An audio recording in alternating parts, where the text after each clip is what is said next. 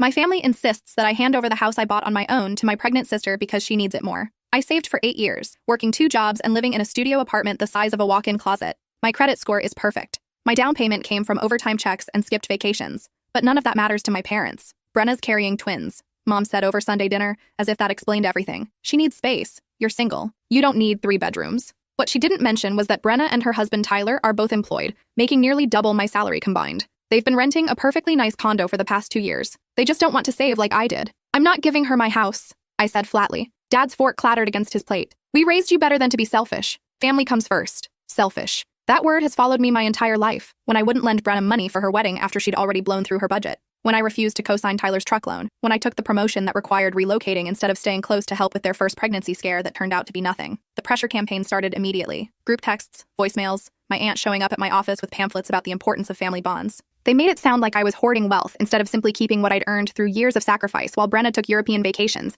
and bought designer furniture. Just think about it, Mom pleaded during her 3rd call that week. You could move back into an apartment. Brenna needs to nest. I blocked everyone for a week to think clearly. During that time, I found something interesting while reviewing paperwork from when Dad had co-signed my first student loan. He'd forged my signature on a credit card application when I was 19. The charges totaled $6,400, mostly at golf courses and restaurants. He'd been making minimum payments from my account for 3 years before I discovered it and paid it off myself. I'd never confronted him, just quietly handled it and moved on. The family peace was worth more than the fight, or so I thought. When I finally agreed to meet them for coffee, I brought documents. Every text message, every guilt trip, every instance where they'd chosen Brenna over the past decade. I also brought my lawyer. I'm not giving Brenna the house, I announced, but I am suing Dad for identity theft and fraud related to the credit card incident. Mom went pale. Brenna started crying. Dad said I was being dramatic. You can drop the house demands or I file Monday morning, I said calmly. The statute of limitations hasn't run out. I have bank statements, credit reports, and the forged signature. The coffee shop went silent. That's when Brenna said something that changed everything. You always do this. You hold grudges. You know what? I'm glad you're alone. I'm glad you'll never have what I have. She stood up, hand on her belly. Tyler and I were actually going to ask you to be the twins' godmother, but you've shown your true colors. She grabbed her purse and stormed out. I should have felt guilty. Instead, I felt something crack open inside me. A realization that maybe I'd been protecting the wrong people my entire life. My lawyer leaned forward. There's something else you should know about your family's finances. Something involving your grandmother's estate. I couldn't fit what happens next in this short video. Watch the rest down below. My grandmother died when I was 23. I was living across the country at the time, working my first real job after college. I flew home for the funeral, stayed 3 days, then flew back. The whole thing felt rushed and distant. Grandma had always been kind to me, slipping me $20 bills when my parents weren't looking, telling me I was smart enough to do anything I wanted. At the funeral, Dad mentioned something about Grandma leaving everything to be split equally between him and his sister, my Aunt Patricia. I didn't think much about it. I was grieving and exhausted. Your grandmother left a will, my lawyer said now, pulling out a manila folder. The original will, dated 2019, 4 months before her death. I stared at the folder. I don't understand. What does this have to do with anything? Your father presented a different will to probate court, she continued. One dated 2 weeks before her death, supposedly replacing the original. That second will left everything to your father, cutting out your aunt entirely. My mouth went dry. Aunt Patricia got nothing? Nothing. Your father claimed your grandmother had changed her mind because your aunt had become estranged from the family. But I did some digging after you mentioned the credit card fraud. It made me curious about other potential financial irregularities. She slid the folder across the table. Inside was a photocopy of Grandma's original will. My hands shook as I read it. The estate was supposed to be divided 4 ways, 25% to Dad, 25% to Aunt Patricia, 25% to me, 25% to Brenna. I was supposed to inherit a quarter of her estate, approximately $340,000, my lawyer said quietly. Your sister was supposed to receive the same. Your father submitted a forged will that gave him everything, then presumably distributed funds to your sister without telling you. The coffee shop tilted. I gripped the table edge. Mom was staring at the document, her face ashen. She hadn't known. I could see it in her eyes. She'd married a man who'd robbed his own children. That's insane, Dad said, but his voice cracked. That's not. Mom changed her will. She told me she wanted me to handle everything. Then you won't mind if we compare signatures with known samples, my lawyer said pleasantly. Or if we request a handwriting analysis.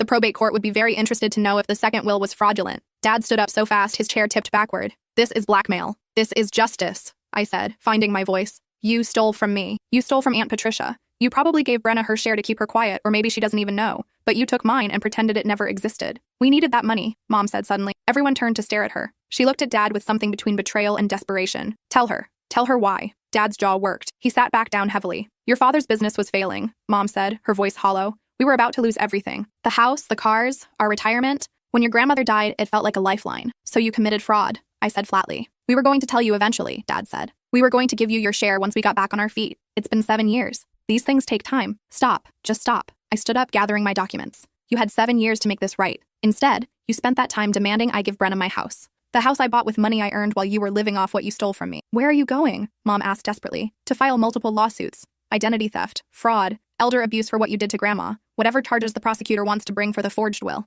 I looked at Dad. You're going to prison, and I'm getting every penny back. I walked out of that coffee shop and didn't look back. The next morning, I called Aunt Patricia for the first time in 7 years. We'd lost touch after Grandma's funeral. Dad had told me she was angry and difficult, that she'd caused problems during the estate settlement. Another lie. Hello? Her voice was cautious. Aunt Patricia, this is your niece. We need to talk about Grandma's will. There was a long pause. I've been waiting for this call for 7 years. Turned out, Aunt Patricia had suspected the will was forged from the beginning. The signature looked wrong. The timing was suspicious, and it didn't match anything Grandma had told her about her final wishes. But she didn't have the money to fight Dad in court. She'd been working as a teacher, recently divorced, struggling to stay afloat. Dad knew she couldn't afford a legal battle. He counted on me being too poor to fight back, Aunt Patricia said bitterly. And he was right. Not anymore, I told her. I have a lawyer. We have evidence. And we're taking him down. We met 2 days later at my new house, the one my family wanted me to give away. Aunt Patricia walked through it slowly, touching the granite countertops, admiring the built-in bookshelves. You did this on your own, she said softly. No help from anyone. I didn't know I was supposed to get help. Dad never mentioned the inheritance. She turned to look at me, and I saw tears in her eyes. Your grandmother loved you so much. She told me she was leaving you that money specifically for a house. She wanted you to have something that was truly yours, something your parents couldn't control or influence. She knew what they were like.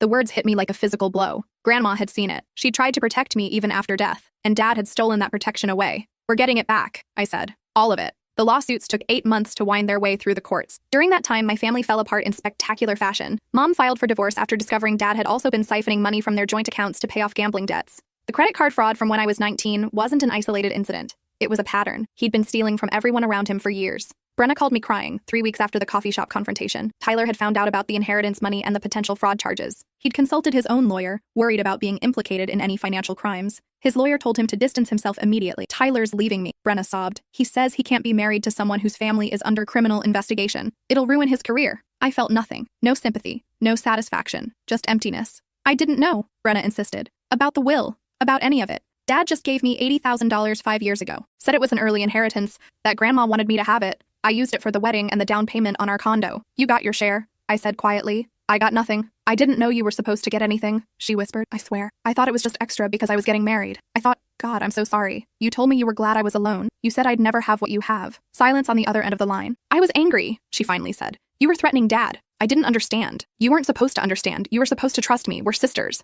Can you forgive me? I thought about the 8 years I'd spent working 2 jobs. The studio apartment where I couldn't fully extend my arms. The nights I'd eaten ramen so I could put another $200 toward my down payment. All while Brenna and Tyler had taken weekend trips to Napa and renovated their condo with money that was supposed to be mine. No, I said. I don't think I can. I hung up. The criminal case against Dad moved faster than the civil suits. The prosecutor was a middle-aged woman whose own mother had been the victim of elder financial abuse. She went after Dad with everything she had. Forging a will, elder exploitation, identity theft for the credit card, fraud. The charges stacked up like dominoes. Dad's lawyer tried to negotiate a plea deal. No prison time, just probation and restitution. The prosecutor laughed in his face. Your client defrauded his own dying mother and stole from his children, she said during the hearing I attended. There's a special place in hell for people like him. But first there's a place in Rikers. Dad got 6 years. Mom, who'd genuinely been unaware of the extent of his crimes, got nothing. She'd been another victim. Another person Dad had manipulated and lied to. The civil suit took longer. Dad had already spent most of the inheritance money. The business had failed anyway, despite his fraudulent infusion of cash. The house was mortgaged to the hilt. There was almost nothing left to recover, except Brenna's condo. My lawyer explained it carefully.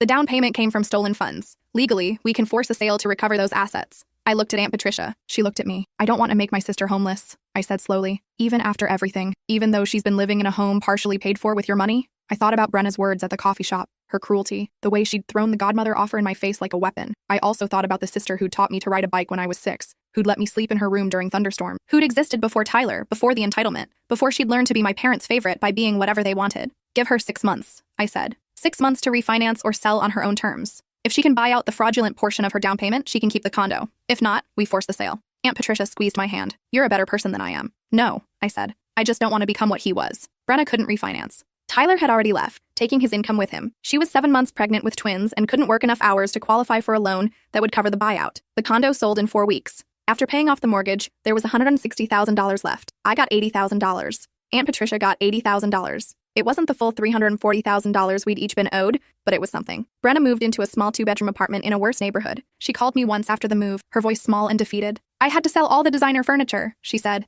Everything from the condo, it didn't fit. and I needed the money. The twins will be here in 6 weeks, and I don't have anything. No crib, no changing table, nothing. I waited for the guilt to come, the family obligation, the voice of my parents telling me blood was thicker than water, that sisters had to stick together. It didn't come. You should call some charities, I said. There are organizations that help single mothers. I'm not a single mother. Tyler and I are just... He filed for divorce, Brenna. You are a single mother. She was crying now. This isn't how it was supposed to be. I was supposed to have the perfect family, the perfect house. You were supposed to be the sad single one who never got it together. There it was. The truth she'd been too polite to say before. Goodbye, Brenna. I blocked her number after that. The $80,000 from the condo sale went straight into my savings account. Combined with my own savings, I finally had the emergency fund I'd been dreaming of for years. 6 months of expenses, security, freedom. I could finally breathe. Aunt Patricia and I started meeting for dinner once a month. She told me stories about Grandma that I'd never heard. About how Grandma had worked 3 jobs to put Dad through college, how she'd sacrificed everything for her children, how she'd been disappointed when Dad had turned out the way he did. She never said it directly, Aunt Patricia explained, but I could see it in her eyes when he'd show up asking for money. She knew he'd never pay it back. Why did she leave him anything at all? Because he was her son. She loved him even though he'd disappointed her.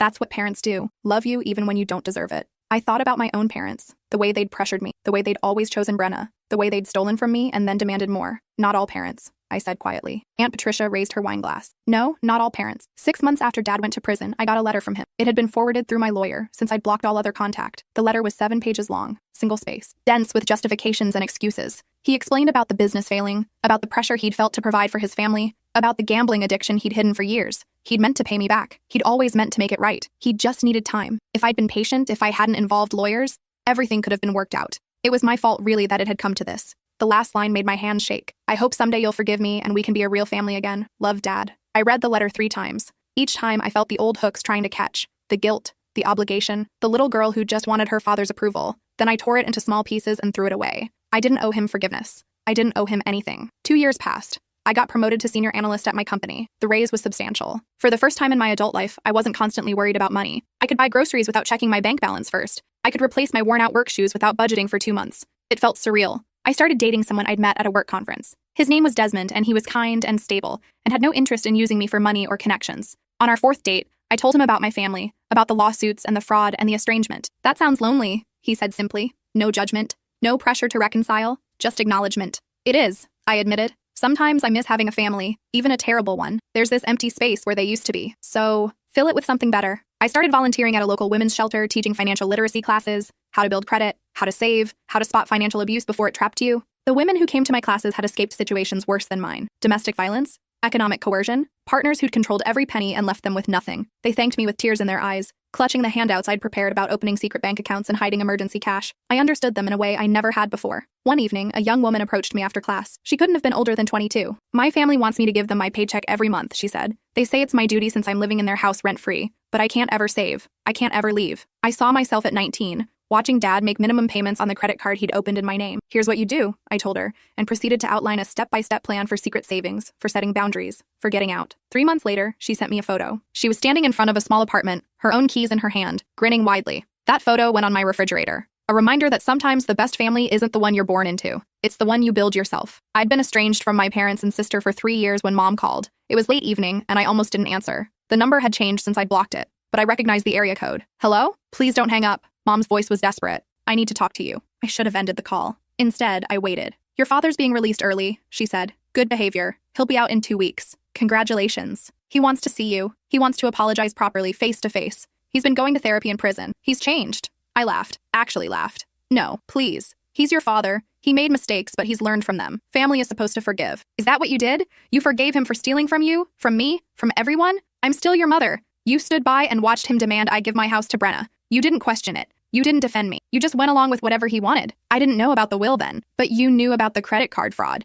You knew he'd forged my signature and stolen from me when I was 19. I mentioned it at the coffee shop and you barely blinked. You'd known all along, hadn't you? Silence. Hadn't you? We were trying to protect you, she whispered, from the burden of knowing what he was capable of. You mean you were trying to protect him, to keep me from filing charges, to maintain the illusion of a normal family while he destroyed me from the inside. That's not fair. I don't care about fair. I care about truth. And the truth is that you chose him over me, every single time. He's sick. The gambling addiction, the lying, it's a disease, and I'm done being infected by it. I felt surprisingly calm. Don't call this number again. If Dad wants to apologize, he can write a letter. I probably won't read it, but at least it won't interrupt my evening. I hung up. Desmond looked up from his book. Your mom? Yeah. How do you feel? I thought about it. Tired, but okay. He nodded and went back to reading. He didn't need to make a big deal out of it. He understood that sometimes the right thing to do was simply witness and accept. That's what love looked like, I realized. Not grand gestures or dramatic declarations, just quiet understanding, just showing up, just believing someone when they said they were okay or not okay, and responding accordingly. Dad got released 3 weeks later. I found out because Aunt Patricia called to warn me. He's been asking around about where you live, she said. He knows what city you're in. I think he might try to show up. Let him try. I'd already changed the locks and installed a security system. My neighborhood had a gate code. I'll call the police if he shows up. He thinks you owe him a chance. I owe him nothing. 2 days later, I came home from work to find Dad sitting on the curb outside my gate. He looked older, grayer. Prison had carved lines into his face that hadn't been there before. I parked my car inside the gate and walked over to the intercom. You need to leave. I just want to talk. His voice was raspy. 5 minutes. No, I'm your father. You're a felon who committed fraud and identity theft against. That's what you are now. The father part ended when you forged Grandma's will. I made mistakes. I was desperate, but I paid for them. I did my time. You did part of your time. You still owe me 3 years of sleep I lost, 8 years of struggle I endured, and an entire inheritance you stole. You'll never pay enough time for that. He stood up, gripping the gate bars.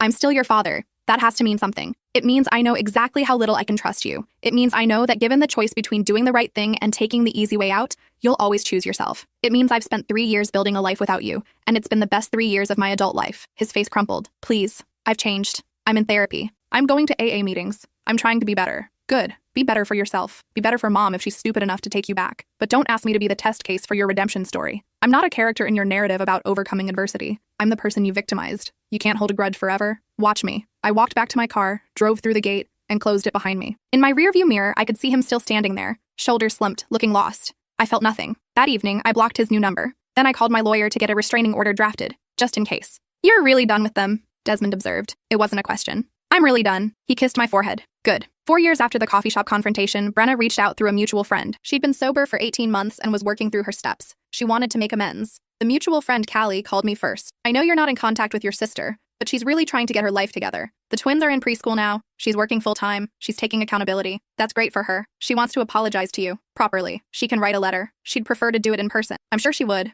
but I don't owe her my presence. If she wants to apologize, she can write it down. If it's genuine, I'll know. The letter arrived 2 weeks later. It was 4 pages long, handwritten. No justifications, no excuses. Just a straightforward accounting of how she'd treated me, how she'd been entitled and cruel, how she'd benefited from stolen money while I'd struggled. She didn't ask for forgiveness. She just said she was sorry and that she understood if I never wanted to speak to her again. She hoped I was happy. She hoped I'd found peace. The twins were named Oliver and Sophie. They loved dinosaurs and painting. Tyler sent child support but had remarried and started a new family. He saw them twice a month. She was dating someone new, a man named Grant who knew about her past and didn't judge her for it. They were taking things slow. She'd gotten her real estate license and was doing well. She'd saved enough to put a down payment on a small house in a decent school district. She was building something for herself and her children. No one else's money. No one else's help. I think about you sometimes, she wrote at the end. I wonder if you ever think about me, if you ever miss having a sister. I miss having you, but I understand why you're gone. I drove you away. I chose wrong, over and over. I don't expect you to forgive me. I just wanted you to know that I see it now. I see what I did, and I'm sorry. I read the letter 3 times. Then I put it in a box in my closet,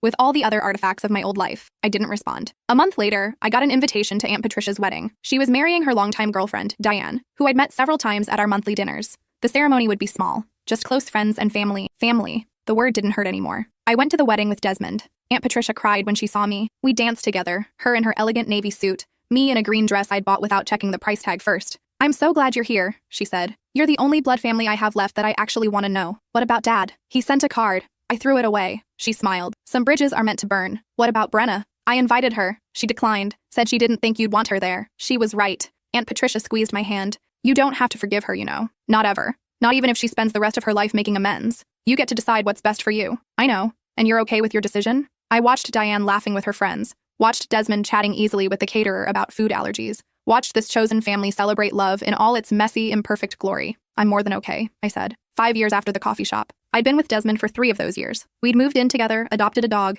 and built a life that felt steady and real. I'd been promoted again. Aunt Patricia and Diane had become regular fixtures in our lives, coming over for Sunday dinners where we cooked elaborate meals and talked about everything and nothing. I rarely thought about my parents or Brenna anymore. They'd become historical figures, people I used to know, characters in a story about someone else's life. Then I got an email from an address I didn't recognize. The subject line read, "You should know." Inside was a single line. "Your father is dying. Pancreatic cancer. Weeks, maybe days. He's asking for you." The email was signed by someone named Evelyn, who identified herself as Dad's hospice social worker. I stared at the email for a long time. Desmond came into my office. "You okay? You've been quiet." I showed him the email. "What do you want to do?" he asked. I don't know. That was the truth. I'd imagined this moment before. Thought about what I'd feel when one of my parents eventually died. I'd expected rage or satisfaction, or at least some sense of closure. Instead, I felt numb, distant, like I was reading about a stranger's life. Do you want to go see him? Desmond pressed gently. I don't think so. Are you sure? I don't owe him a deathbed reconciliation. I don't owe him the comfort of my forgiveness so he can die feeling like he made things right. He didn't make things right. He just ran out of time. Okay. That's it? Just okay? Desmond shrugged. It's your decision. I'll support whatever you choose.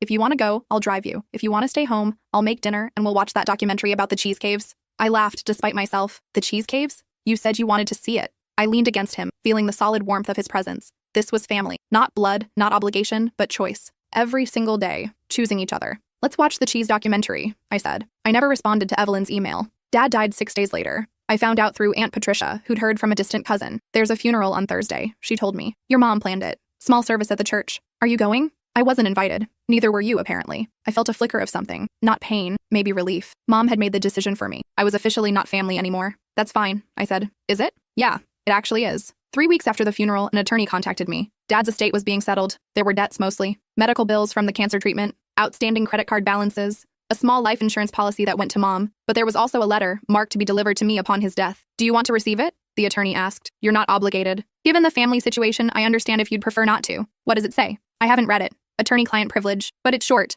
Half a page, maybe. I thought about it. The last letter had been full of justifications and blame. 7 pages of excuses for why he destroyed our family. Send it, I said. But send it to my lawyer, not directly to me. The letter arrived 2 days later, forwarded through my lawyer with a note. Read this when you're ready. Or don't. Your choice. I kept the sealed envelope on my desk for a week. Every time I walked past it, I felt a weight in my chest. Curiosity mixed with dread. Finally, Desmond sat down next to me. Want me to read it first? Or throw it away? Or burn it dramatically in the fireplace? We don't have a fireplace. We could get one. I've been thinking about remodeling. I picked up the envelope. If I read this and it's terrible, will you still love me if I become a mess for a while? I'll love you if you become a mess forever. I opened the envelope. The letter was written in shaky handwriting, clearly done in the last days of his life. It said, You were right. I stole from you. I lied to you. I chose myself over you. Every single time. I can't fix it now. There's no time left. No money left. Nothing I can give you except this. You were right to walk away. You were right to protect yourself. I hope you've built a good life without me. You deserved better than what I gave you. I'm sorry I couldn't be that. Dad, I read it twice. Then I handed it to Desmond. Huh, he said after reading it. That's almost a real apology. Almost. How do you feel? I thought about it carefully, tested my emotions like prodding a sore tooth. Sad. Not for me, for him. He spent his whole life making terrible choices, and in the end, all he could do was admit it. But admitting it didn't change anything, didn't give me back those years, didn't undo the damage. Are you going to forgive him? No, but I'm not going to carry him anymore either. He's gone. I can finally put the whole thing down. I folded the letter and put it in the box with Brenna's apology letter, Grandma's original will, and all the court documents from the lawsuits. Then I put the box in the back of my closet, behind winter coats and old shoes, out of sight. Not forgotten, but not front and center anymore. Just part of my history. Not my present, not my future. 6 months after Dad died, I ran into Brenna at a grocery store. It was completely random. I was buying cheese for a dinner party. She was in the pasta aisle with 2 small children who looked exactly like her. We froze when we saw each other. Hi, she said cautiously. Hi. The twins, they had to be the twins, they looked about 5 now, stared at me with open curiosity. Who's that? One of them asked. Brenna's face flushed. This is my sister. You have a sister? Yes, we don't see each other very often. I should have walked away. Instead, I crouched down to their level. Hi, I'm your aunt. Their eyes got wide. We have an aunt? Apparently. Do you have kids? The other twin asked. No, just a dog. His name is Ranger. We want a dog, they said in unison. Brenna looked exhausted. Her hair was pulled back in a messy bun. She wore workout clothes that had seen better days. No makeup, no designer bags, just a tired single mom doing her grocery shopping. They look like you, I said, standing back up. Everyone says that. She paused. They ask about you sometimes. When they see other kids with aunts and uncles, I tell them you live far away. That's not inaccurate. Emotionally, I mean, also not inaccurate. We stood there awkwardly, while the twins examined boxes of pasta shaped like dinosaurs. I got your letter, I said finally. The one from your 12-step program. I didn't expect a response. I know. That's part of why I'm telling you this. It was a good letter. You didn't make excuses. You didn't ask for anything. That mattered. Her eyes filled with tears. Thank you. I'm not saying I forgive you, or that I want to have a relationship. I'm just saying the letter mattered. It showed me you've actually changed, or you're trying to. That counts for something. Can I ask, are you happy? Very. Good. She wiped her eyes quickly. That's good. You deserve it. The twins started arguing about which pasta shape was scientifically superior. Brenna moved to intervene. Before you go, I said. Are you okay? Financially, I mean? Are the kids okay? She looked surprised. We're okay. Not great, but okay. Grant, my partner, he's good to us. He's not rich, but he's steady. We manage. If you ever need help, serious help, emergency help, Aunt Patricia has my number. I couldn't ask you. I'm not offering to fund your lifestyle. I'm offering to make sure your children have food and heat and safety. There's a difference. She nodded, crying openly now. Thank you. Don't make me regret it. I walked away before she could respond, before I could change my mind, before the old guilt could hook me and drag me back into the dysfunction. In the parking lot, I called Desmond. I just saw Brenna. How was it? Weird? Sad? Okay, I think. Do you want to talk about it? I want to go home, play with Ranger, and eat all the fancy cheese we bought. That sounds perfect. It was perfect. The rest of the evening, the rest of my life, all of it stretching out ahead of me without the weight of my family's expectations crushing down. 7 years after the coffee shop confrontation, Aunt Patricia called with news. Mom had died. Heart attack. Quick and unexpected. The funeral is next week, she said. Your mother's sister is organizing it, not your father's family. What's left of them anyway? Are you going? I thought about Mom. The way she'd stood by while Dad demanded I give away my house. The way she'd known about the credit card fraud and never said anything. The way she'd chosen him over and over until there was nothing left to choose. But I also thought about the small moments. Her teaching me to braid my hair. Her proud smile at my college graduation. The way she'd cried when I moved away from my first job. Not because she was sad, but because she was worried I wouldn't be able to handle being alone. She'd loved me, in her way. It just hadn't been enough. I'll go, I said. The funeral was small, maybe 20 people.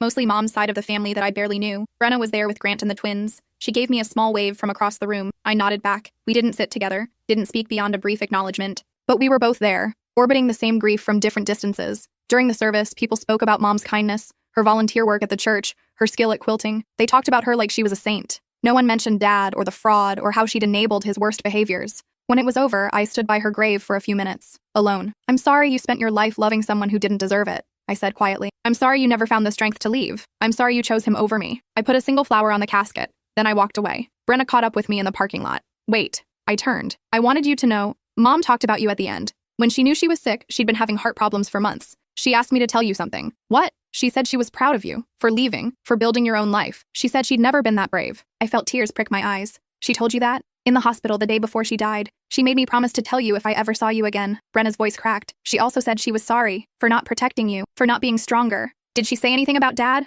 About what he did? She said she knew. She'd always known. She just didn't know how to stop loving him, even when he was destroying everything. I nodded. That sounded like Mom, trapped by her own heart. Thank you for telling me, I said. Thank you for coming. It would have meant something to her. We stood there in the parking lot, two sisters who barely knew each other anymore, sharing a moment of genuine connection for the first time in 7 years. Your kids are beautiful, I said finally. They're a handful, she smiled, but they're mine. I did that. I built that. Good for you. Good for you too. Aunt Patricia says you're doing really well, that you're happy. I am. I'm glad. Really glad. I got in my car. Brenna got in hers. We drove in different directions, back to our separate lives. I never saw her again. 8 years after the coffee shop, Desmond and I got married. It was a small ceremony in our backyard with 30 people we actually loved. Aunt Patricia officiated. Diane cried through the whole thing. My friends from work came. My volunteers from the women's shelter came. One of them brought her 3-year-old daughter, the child she'd had after leaving an abusive situation with my help. No one from my original family was there. I didn't miss them. During the reception, Aunt Patricia pulled me aside. I've been thinking about your grandmother a lot today. She would have loved this. Loved seeing you this happy. I wish she'd been here. She is here. In the life you've built. In the person you've become. She wanted you to have freedom and security and love. You have all three. She squeezed my hand. You won. I looked around at the people laughing and eating and celebrating with us. At Desmond talking animatedly with Diane about something ridiculous. At the simple joy of being surrounded by people who genuinely cared. Yeah, I said. I did. 9 years later, I was promoted to director. The salary was life-changing. For the first time, I could save aggressively while still living comfortably. Desmond and I talked about buying a bigger house, maybe starting a family. I want kids, he said one night. But only if you do. Only if you're ready. I thought about my childhood, the dysfunction, the manipulation, the way I'd been taught that love meant sacrifice, and sacrifice meant suffering. I want to be a different kind of parent, I said. I want to be the kind who shows up, who keeps promises, who chooses their kids first. You will be. How do you know? Because you've already broken the cycle. You've already chosen different. Having kids is just the next step. We started trying 6 months later. It took a while, fertility issues on my side. But eventually, I got pregnant. During my pregnancy, I thought about calling Brenna, thought about reaching out, letting her know she was going to be an aunt, asking for advice about twins since she'd been through it. I never made the call. Some bridges were meant to stay burned. Our daughter was born on a Wednesday morning in April. We named her Margaret, after my grandmother. Maggie for short. She had Desmond's eyes and my stubborn chin. She was perfect. Aunt Patricia and Diane came to visit in the hospital. They brought flowers and balloons and tears of joy. Your grandmother would have loved her, Aunt Patricia whispered, holding Maggie carefully. I know. Are you going to tell Brenna? No. What about when Maggie asks about cousins, about extended family? I looked at my daughter, sleeping peacefully in Aunt Patricia's arms. I'll tell her the truth, that sometimes family hurts you, and when that happens, you have to choose yourself. I'll tell her about Grandma, and how she tried to protect me even after death. I'll tell her about you and Diane, about chosen family, about how love is a verb, not a noun. That's a lot of complicated truth for a baby. She'll grow into it. Maggie did grow into it. By the time she was 5, she understood that some people had big extended families with lots of cousins and grandparents, and some people had smaller families that were just as complete. Do I have cousins? She asked once. Technically, yes. But we don't see them. Why? Because their mom and I had a disagreement a long time ago, and we decided it was healthier to stay apart. Was she mean to you? Sometimes.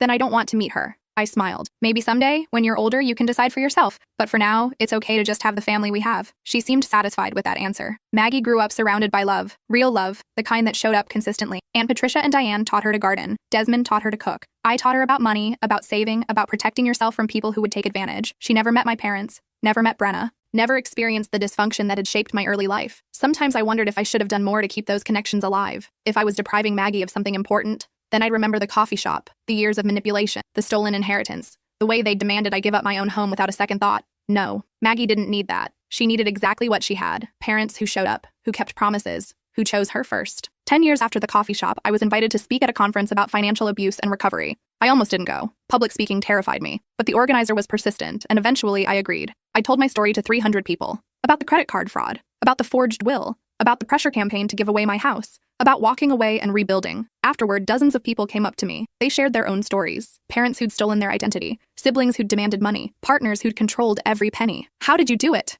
One woman asked, crying. How did you actually walk away? I decided I mattered more than their comfort, I said. I decided my peace was worth more than their approval. And then I just did it. One day at a time, one boundary at a time. I'm scared I'll regret it. You might, but you'll regret staying more. She nodded, wiping her eyes. Thank you. I drove home that night feeling lighter than I had in years. My story had meant something. My pain had been transformed into something useful, something that could help others. That's what healing looked like. Not forgetting, not necessarily forgiving, but transforming, making something beautiful out of something broken. 11 years after the coffee shop, I got a message from an unknown number. It was Brenna. I know you probably don't want to hear from me, but Oliver was asking about you. He remembered meeting you in the grocery store years ago. He asked why he doesn't have an aunt when his friends do. I didn't know what to say. Would it be okay if I told him the truth? That we're sisters, but we don't see each other because I hurt you? I want him to understand that actions have consequences, even with family, maybe especially with family. I stared at the message for a long time. Finally, I wrote back. You can tell him whatever you think is appropriate. I'm not going to control your narrative, but yes, telling him that actions have consequences is a good lesson. I hope he learns it earlier than we did. She responded immediately.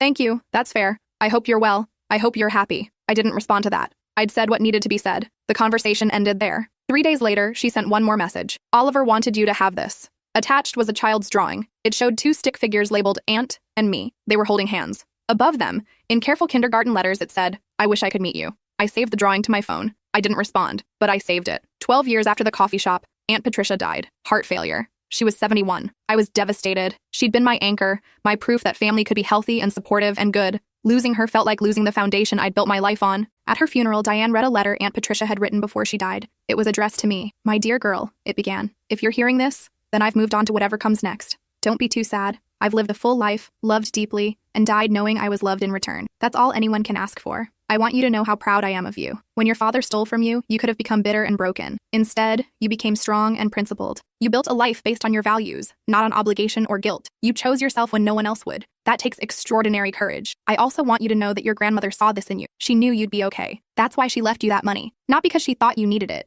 but because she wanted you to have the security to walk away if you had to. She wanted you to have freedom. You used her gift exactly as she hoped you would. You chose freedom. You chose yourself. You built a family based on love, not biology. Keep doing that. Keep choosing the people who choose you. Keep building the life you deserve. And when you doubt yourself, because you will, everyone does, remember that you have already survived the worst they could do to you. You came out the other side. You won. I love you, I'm proud of you, and I'll be watching over you just like your grandmother has been all along. Love, Aunt Patricia. I sobbed through the entire reading. Desmond held me while I shook. Maggie, now 7, climbed into my lap and hugged me tight. It's okay to be sad, Mama, she whispered. Aunt Patricia was special. She really was. After the funeral, Diane pulled me aside. She wanted you to have something. She handed me a small wooden box. Inside was Grandma's pearl necklace, the one she'd worn in every family photo. There was a note attached. These belong to your grandmother. They should have come to you years ago. Now they're finally home. Patricia. I held the pearls carefully, feeling their weight, feeling the connection to the women who'd come before me, who'd tried to protect me, who'd loved me even when it cost them. Thank you, I whispered to the air, to wherever Aunt Patricia was now, for everything. 13 years after the coffee shop, I published a book about financial abuse and recovery. It became a bestseller, not because I was a particularly skilled writer, but because the story resonated. Thousands of people had experienced what I had. They needed to know they weren't alone. I did book tours, gave interviews, spoke at conferences. Everywhere I went, people thanked me for putting their experience into words. One woman approached me after an event in Seattle. My mother wants my inheritance, she said. She says I owe it to her because she raised me, but she was abusive. She destroyed my childhood. Do I owe her anything? No, I said firmly. You don't owe your abusers anything. Not money, not time, not peace, not forgiveness. You get to protect yourself. You get to choose your own life. Even if she's dying? Especially if she's dying. Deathbed guilt is still manipulation. She nodded, tears streaming down her face. Thank you. I needed to hear that. I thought about Dad's letter, his half-apology, about how his death hadn't changed anything, about how I'd chosen not to give him the comfort of my forgiveness, and I'd never regretted it. You get to choose yourself, I told her again. That's not selfish. That's survival. 14 years after the coffee shop, Maggie came home from school upset. Lily's parents are getting divorced, she said. Lily says it's because her dad was mean to her mom. She says her mom is brave for leaving. That's true, I said carefully. Sometimes people have to leave relationships that hurt them, even family relationships. Like you did with your sister? Yes. Do you ever miss her? I thought about it honestly. Sometimes I miss the idea of her, the sister I wanted her to be, but I don't miss the person she actually was, the one who hurt me. What's the difference? The idea was who I hoped she'd be. The reality was who she chose to be. And I had to accept the reality, not keep wishing for the idea. Maggie nodded thoughtfully. I think I understand. She went to her room to do homework. I sat there, marveling at how I'd managed to raise a daughter who could process complex emotional concepts at 9 years old, who could understand that love wasn't always enough, that sometimes walking away was the right choice. I'd broken the cycle. She'd never have to unlearn what I'd spent decades unlearning. 15 years after the coffee shop, I got an email from Oliver, Brenna's son. He was 15 now, old enough to find me on social media and reach out on his own. Dear Aunt, he wrote, I know you and my mom don't talk. I know it's complicated. She's told me some of it, though I'm sure there's more she hasn't said. I'm not writing to ask you to reconcile or to make you feel guilty. I just wanted you to know that I think about you sometimes. I remember meeting you when I was little. You seemed nice, different from our family, calm. I wish I'd gotten to know you, but I understand why I didn't. My mom made mistakes, big ones. She spent my whole life trying to fix them. I don't know if that matters to you, but I thought you should know. I hope you're well. I hope you have a good life. Maybe someday, if you're ever willing, I can meet my cousin. Mom says I have one, a girl, around my age, I think. It would be nice to have more family, but I understand if that's not possible. Take care, Oliver. I read the email 3 times. Then I showed it to Desmond. What do you think? I think that's a thoughtful kid who didn't do anything wrong. His mother did. He's not his mother. I thought about the sins of the father, about how I'd vowed never to punish children for their parents' mistakes, about how the cycle of dysfunction only continued if we let it. I don't know if I'm ready, I said. Then don't be ready. Tell him maybe someday. Keep the door open without walking through it yet. I wrote back to Oliver that night. Thank you for reaching out. You're right that it's complicated. Your mother and I have history that can't be easily resolved, but you didn't cause that history. You're your own person. I'm not ready for a relationship right now, but I appreciate you writing. If you want to write again in the future, I'll read it. Maybe someday, when you're older, we can meet. Until then, I wish you well. And yes, you have a cousin. Her name is Maggie. She's a good kid. Take care of yourself. Your aunt. He wrote back immediately. Thank you for responding. That's more than I expected. I'll respect your boundaries. But I'm glad you exist. I'm glad Maggie exists. It makes me feel less alone somehow. Take care. I didn't respond to that, but I saved the message. And I thought about the future, about the possibility that maybe, someday, when enough time had passed, I could build something with the next generation that I couldn't build with the previous one. Maybe. Someday. But not yet. 16 years after the coffee shop, I was standing in my kitchen making dinner when my phone rang. Unknown number. I almost didn't answer. Hello? Is this... A pause. Is this the daughter of Thomas and Margaret? My parents' names. My stomach dropped. Who is this? I am calling from the county medical examiner's office. I'm sorry to inform you that your sister, Brenna Chen, was killed in a car accident this morning. The wooden spoon fell from my hand. What? She listed you as her emergency contact. We need someone to come identify the body and make arrangements. She has minor children. Are you able to... Her children, Oliver and Sophie. Where are they? They're with their father currently. He's been notified. But there are estate matters. Personal effects. I'll come. I hung up and immediately called Desmond. He came home from work early. We drove to the hospital together, his hand steady on my knee while I shook. Brenna was 38. Too young. Way too young. They led me to the viewing room. She looked like she was sleeping. Peaceful.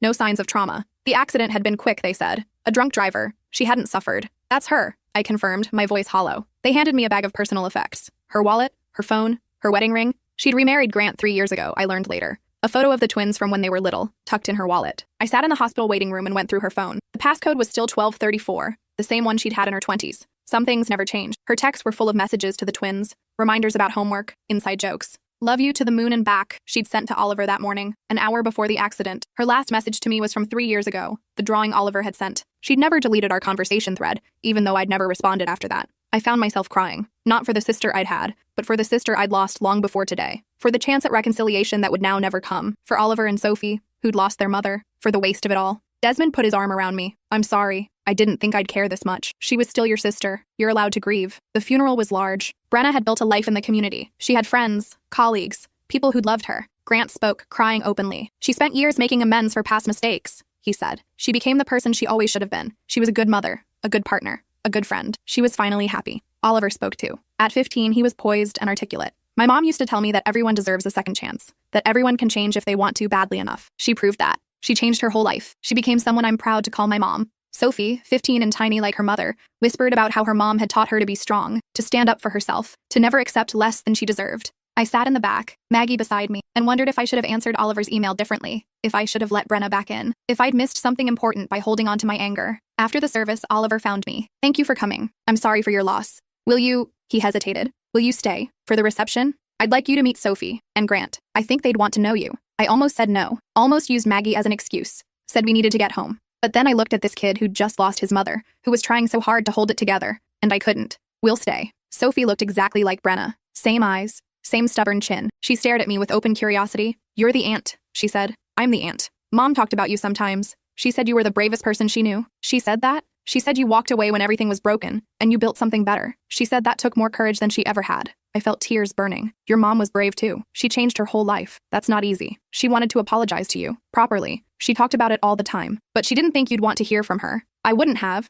Not then. What about now?" "Now it doesn't matter. She's gone." Sophie nodded. "I wish things had been different. I wish we'd known you. Known Maggie." Maggie stepped forward. "I'm Maggie." The two girls stared at each other. Cousins who should have grown up together, who'd lost years because of adult dysfunction. "Do you want to be friends?" Sophie asked. Maggie looked at me. I nodded. "Yeah," Maggie said. "I'd like that." And just like that, something shifted. Not forgiveness, not reconciliation with the past, but something new, something the next generation could build. Later that evening, Grant pulled me aside. "Brenna left you something. In her will. She updated it 2 years ago." He handed me an envelope. Inside was a check for $80,000, the exact amount she'd received from the fraudulent inheritance. There was also a letter. "I know this doesn't make up for what was stolen from you. I know money doesn't fix betrayal or erase the years you struggled while I benefited from our father's theft, but this is yours. It always should have been yours. I'm sorry I didn't give it back sooner. I'm sorry I didn't do a lot of things sooner. I'm sorry we ran out of time. I hope you're happy. I hope you have everything you deserve. And I hope someday, maybe our kids can have what we didn't, a real family, even if we can't be part of it. Brenna." I held the check and the letter, feeling the weight of 16 years collapse into this moment. "She really did change," Grant said quietly. "She wasn't the person you knew anymore. She'd become someone better. I believe you. I'm sorry you never got to see it."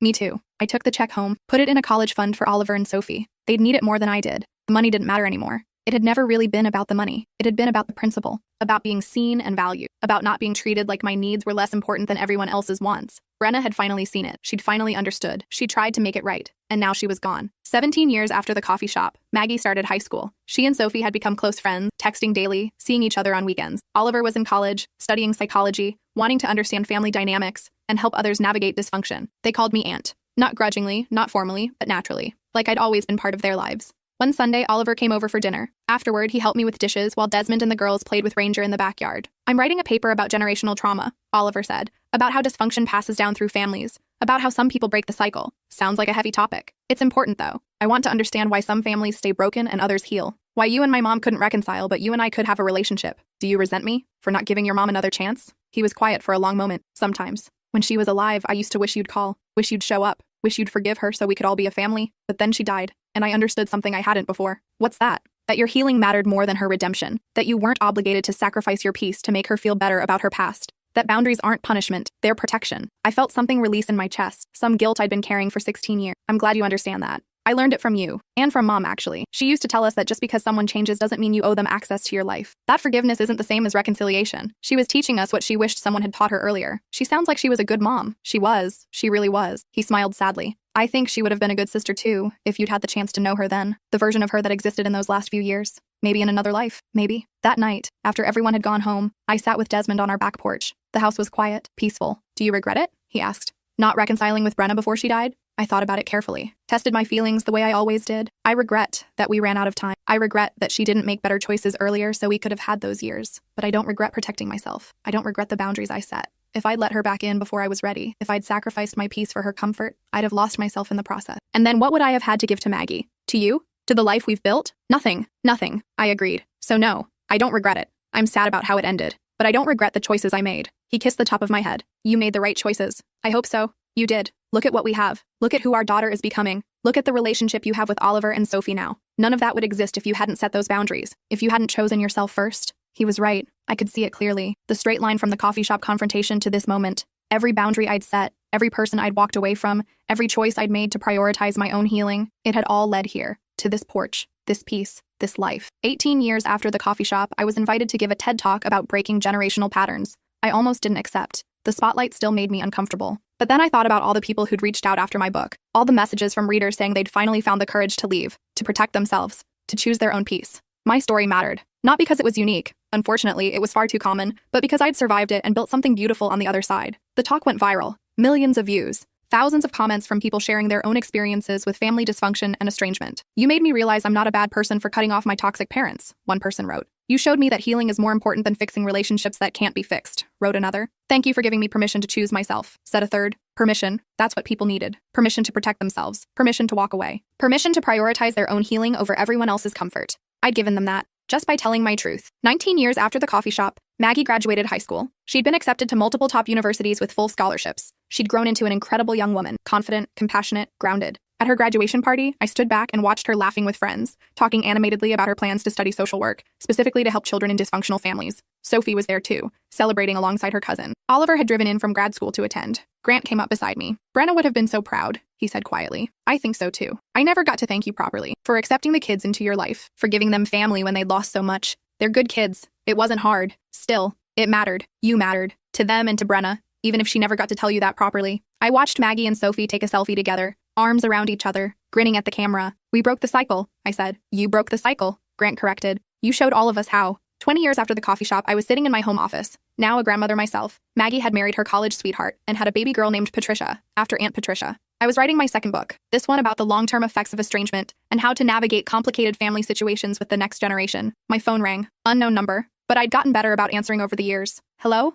Hi, this is Oliver. I'm calling from the hospital. Sophie had her baby. A boy. 8 pounds, 3 ounces. Everyone's healthy. That's wonderful news. She wants to know, would you come meet him? She's naming him Thomas, after our grandfather, but she wants you to be there. She says it's important that he knows his whole family from the beginning. Thomas. Dad's name. After everything he'd done, Sophie was still honoring him, still finding a way to acknowledge the complicated mix of good and bad that made up their family history. I'll be there in 20 minutes. At the hospital, I held my great-nephew and looked into his tiny face. He had Brenna's eyes. My eyes. The family resemblance unmistakable. Sophie was exhausted but glowing. Thank you for coming. Thank you for inviting me. I want him to know you. I want him to grow up understanding that family is complicated, but that doesn't mean we give up on it entirely. That sometimes we have to protect ourselves, but sometimes we get second chances with the next generation. That's a wise way to look at it. I learned it from you, and from my mom. From both of you, actually. You showed us how to walk away when we need to. She showed us how to change and grow. Between the two of you, we learned how to be whole people. I stayed at the hospital for 2 hours, holding baby Thomas, talking with Sophie and Oliver about their lives, their plans, their hopes for this new generation. When I finally left,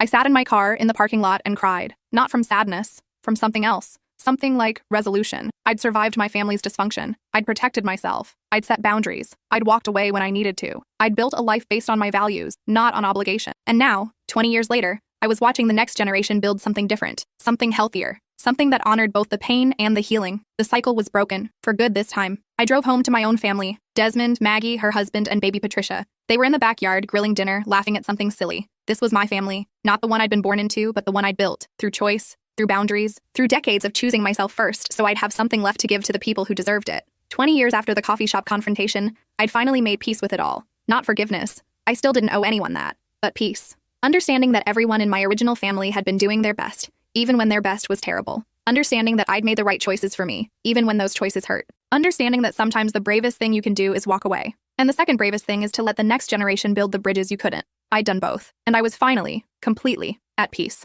That evening, sitting around the dinner table with my chosen family and the beginnings of reconciliation with the next generation, I thought about Grandma's original will, the 25% she'd left me, specifically for a house of my own, security, freedom. I'd gotten that house. Not from her money, that had taken years to recover, but from my own work, my own sacrifice, my own determination. And in the end, that was better, because I'd proven to myself that I could survive without them. I could thrive without them. I could build something beautiful without their approval, their support, or their validation. I'd chosen myself. Every single day for 20 years, I'd chosen myself. And that made all the difference. As I looked around the table at faces that smiled back at me with genuine love, with respect, with acceptance, I realized something profound. I'd won. Not because I'd destroyed my original family or gotten perfect revenge, but because I'd built something better in their place. I'd taken the broken pieces they'd left me with and created a mosaic more beautiful than anything they'd ever given me. That was the real victory. Not vengeance. Not even justice. Just healing. Just peace. Just choice. Every single day, choosing the life I wanted instead of the life they'd demanded. That was enough. That was everything.